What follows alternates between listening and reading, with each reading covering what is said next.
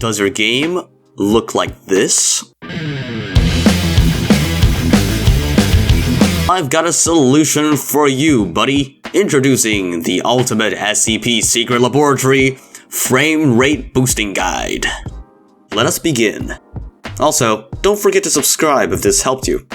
I will explain what each and every setting does, and I will recommend a setting to be set a certain way so that your FPS will be maximized. Let's first take a look at the graphics API.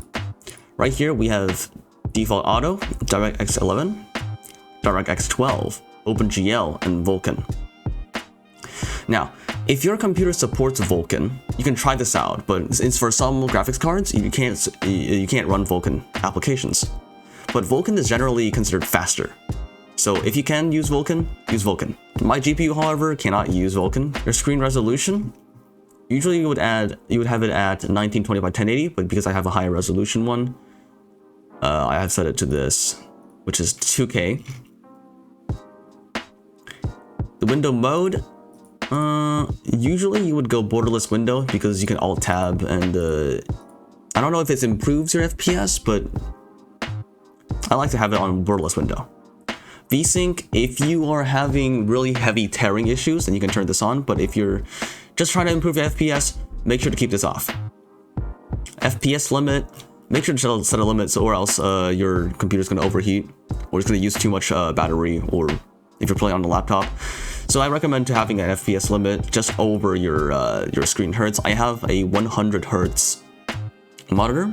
That's why I have it on 144. I like to have it on 144 instead of 120. Because that gives it more like wiggling space. Texture quality, these two options, they're for like really good graphics cards. Because usually your low frame rate is usually caused by the texture quality. So I recommend tuning down. If you are really desperate, you can turn to low. But for users that have a GPU but are not good enough to have like the high settings, medium would work well. It's a fine balance between quality and fast, like the frame rate. So anti-aliasing, basically what it does is that if it smooths out the edges. So if I just host right here, I can show you right here. If you look at the edge of like that line over there, as you can see there, it is really pixelated. So anti-aliasing smooths out these pixelated edges along meshes, along 3D models. There are two types of anti-aliasing. We have the FXAA, which is faster, and the MSAA, which is slightly slower but better quality. Usually though, I would set it to none, because FXAA just kind of sucks. Ambient occlusion, it is basically have like this dark shadow thing around, like in corners and edges, like these little shadows around the edges of meshes in like small little corners like these. This doesn't affect frame rate much, but it is recommended to have it off if you want to maximize your frame rate. I keep decals on is because I want to actually see the bullet holes, but if you're really desperate, you can turn that off. That will basically get rid of the blood and the bullet holes. Render lights, basically it will render all of the lighting shadows, which they're dynamic shadows. So what it does is that, for example, if you have a flashlight and you shine on a person, it will have like a shadow. So the shadow resolution is the resolution of the light map that is being baked. Now, this is like a professional term, but just put it simply, the shadow resolution is how accurate and detailed the shadow would be. Shadow distance is how far away the shadow could be seen. Volumetric lights is like the stuff on surface. I would just turn off shadows like entirely and render lights as well, just so that it saves processing power and boosts your FPS. Motion blur, well, that's motion blur. It's not really recommended because it's motion blur. Yeah, what are you gonna do? Because when you have motion blur on, although it will make your frame rate feel faster, but it takes up a lot of processing power. Bloom is an effect that applies when there's like a really bright object, and essentially makes it glow like a bit more to make it seem more bright. And yeah, that's all the video settings. Now here comes the more advanced part to boosting your FPS.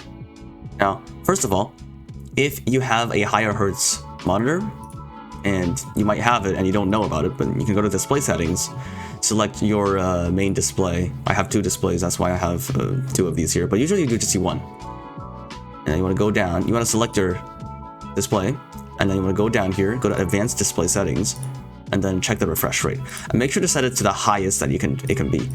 Because the refresh rate is your monitor's, how fast your monitor will actually render. So for example, I have 100 hertz here, which means it will run, your monitor will have a maximum frame rate of 100 FPS.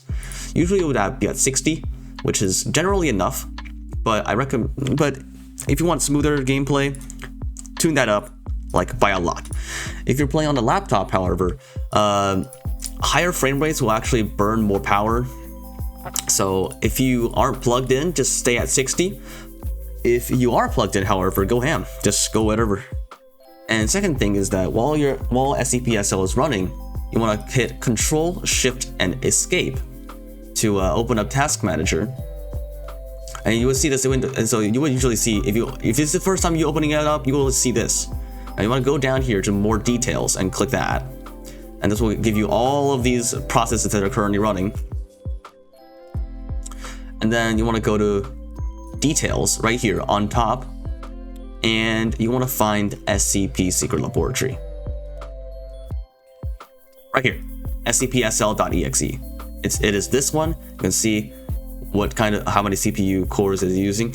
Now you want to right click on that, and then you want to set the priority to high. Now it will warn you about this, but this is hopefully the only thing that you will be focusing on. But you can change the priority. And basically what this does is that the system will actually give more resources to SCP-SL to help it run better. So now,